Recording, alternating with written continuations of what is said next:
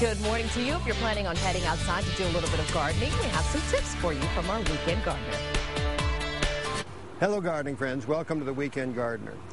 This is the time of the year, and as a matter of fact, we're pushing it a little bit now to plant strawberries. A lot of folks see the strawberries in the spring, full of fruits out there, and they want to run out and buy some. Well, you missed the time. The window is that we plant in October and November. The plants get really nice and big, and so in spring you get a lot more production instead of these little tiny plants.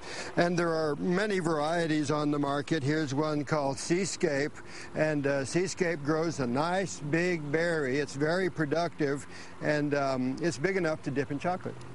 So it's a very nice one, very disease resistant. Here's a couple of other of the common ones that we grow around here. This is Chandler, another very productive one. It's a spring-bearing strawberry, so it's kind of early. It's kind of in between the production of something like the sequoia.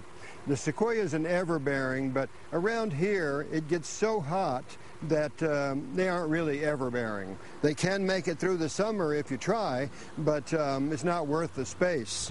What you need to grow strawberries is full sun. They got to be out in the sun. You know, they're related to roses. And you need a well-draining bed, just like the roses. It's got to drain very well. And as a matter of fact, when you plant them, you want to make sure that the crown is above the soil line. Do not bury them or they'll rot and lose their vigor. So make sure that the crown is right above the soil line. It'll make all the difference in the world when you're beginning to grow them. Some people tend to plant them too deep. When you dig the little hole, go ahead and add some earthworm castings. That's one of the things we do with all of our seedlings, but when we're doing the strawberries, we like to do it also. Now, I don't have a mulch on there at this time because I want the soil to continue to warm up. The dark soil warms up very nicely here, and so I would like to keep the soil uncovered, and then as we get to that colder period, one of the best things we can use is pine straw. And when we have the pine straw out there, the fruit sit on top of this as opposed to sitting on the soil where they get a lot more damage. The pill bugs and the birds sometimes are very damaging in the springtime. Pill bugs are easy to manage organically, and of course the birds, you need to put a little cover over it to make sure that those guys are, well, keeping off of your big crop that you've got going out there.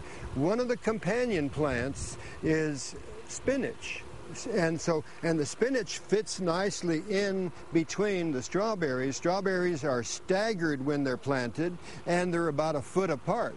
So we put the spinach in there to make sure that in that space, while they mature, we've got another little crop going for us. So fertilizing, that'll be done at planting time, and then, well, you're on your way. So if you want strawberries this spring and you want a whole lot of them, it's time to plant them right now.